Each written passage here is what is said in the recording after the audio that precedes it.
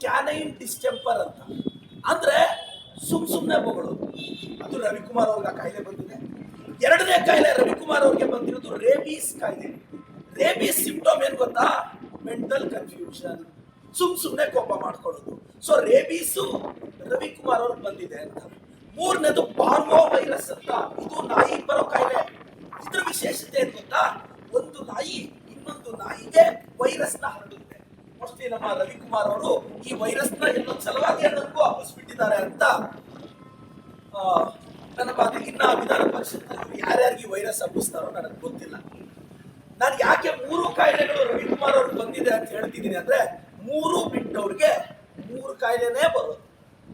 MLC Ravikumar ಅಣ್ಣವ್ರೆ ಹೀಗಂತ ಜನ ಅಲ್ಲೆಲ್ಲೋ ಮಾತಾಡ್ತಿದ್ರು. ನಾನು ಹೇಳಿದೆ, ನೋಡಪ್ಪ, MLC ಅವರು ರವಿಕುಮಾರ್ ಅವರು ಅವ್ರು ಮಾತಾಡ್ದಂಗೆ ನಾವು ಮಾತಾಡೋದು ಸರಿ ಇಲ್ಲ. ನಾವು ರವಿಕುಮಾರ್ ಅವ್ರನ್ನ ಕೋತಿ ನಾಯಿ ಅನ್ನೋದೆಲ್ಲ ನಮ್ಮ ಸಂಪ್ರದಾಯ ಅಲ್ಲ. ನಾನು ಅವ್ರ ಬುದ್ಧಿ ಹೇಳಿದೆ, ಹಿಂಗೆಲ್ಲ ಮಾತಾಡಬಾರ್ದು. ಸೊ ನಾನು ಅಂದಿದ್ದಲ್ಲ. Download ShareChat.